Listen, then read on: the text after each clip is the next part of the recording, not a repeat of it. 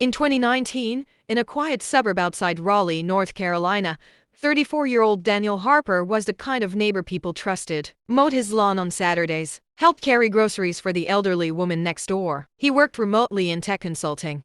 At least, that's what he told everyone. Daniel didn't drink much, didn't party, didn't cause problems. He was invisible in the most comforting way possible. Until one night, he wasn't. The first red flag. It started when 27-year-old Megan Lawson went missing. Megan had recently moved to Raleigh for a nursing job. She was active on Instagram, close with her sister, the type of person who texted back immediately. On October 14th, she didn't show up for work. Her phone went straight to voicemail. Her apartment looked normal. No forced entry. No sign of a struggle. Her car was still in the parking lot. Police initially assumed she left voluntarily, but her sister knew better. She wouldn't just disappear, she said. And she was right. A digital trail. Detectives pulled Megan's phone records. The last person she spoke to was someone saved in her contacts as Dan Coffey. They had met through a local Facebook group. Casual conversation. Friendly messages. Nothing alarming. They agreed to meet for coffee the evening she disappeared. Police tracked the number. It led to Daniel Harper, the quiet neighbor. The interview. Please, When we need to detectives talk knocked to on you. Daniel's It's door, important, please. he I answered can't help you. calmly. Go away. Yes. Just He 5 had met minutes. Megan. Yes. They had coffee, but he said she left afterward.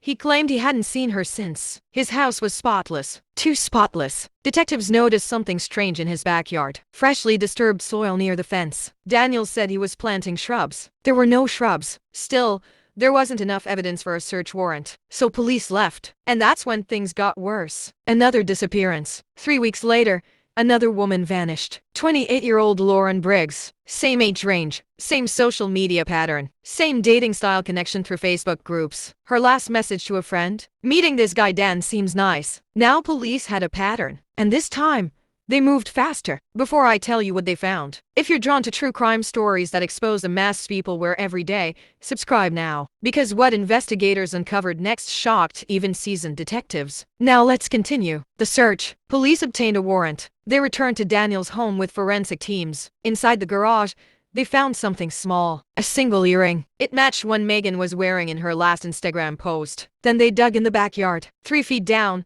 they found a plastic storage container. Inside, human remains. But it wasn't just one victim. It was two. Megan and Lauren. The double life. As investigators dug deeper, they discovered Daniel didn't work in tech at all. He had been fired months earlier. He spent his days creating fake online profiles. He joined community groups, local meetups, dating circles. He presented himself as safe, stable, educated. But behind closed doors, he was calculating. Prosecutors later revealed he studied forensic investigation techniques online. He cleaned obsessively, used gloves constantly, burned clothing in a metal drum behind his garage. Neighbors said they sometimes smelled smoke. They thought he was grilling. The interrogation. During questioning, Daniel showed almost no emotion. When shown photos of the victims, he blinked slowly, then said, "I just wanted someone to stay." Those 5 words chilled the room. Psychologists later testified that Daniel displayed traits of covert narcissism and control-based obsession. He didn't kill in rage. He killed when he felt rejected, when women tried to leave. The twist. But the most disturbing part came during trial. Digital forensic teams discovered deleted files on an old external hard drive. There were conversations with at least 6 other women. One of them had stopped responding in 2017. Her case had been ruled an accidental drowning. Police reopened it immediately. Daniel was eventually convicted on 2 counts of first-degree murder, but investigators believe there may have been more. He was sentenced to life without parole. No confession beyond those 5 words. "I just wanted someone to stay." The aftermath. The house was demolished in 2023. Neighbors said they couldn't walk past it without feeling uneasy. What unsettled people most wasn't the violence. It was how normal he seemed, how easily he blended in, how many times they had waved at him, and how many times he waved back. Because sometimes, the most dangerous people aren't the loud ones. They're the quiet ones who learn how to smile.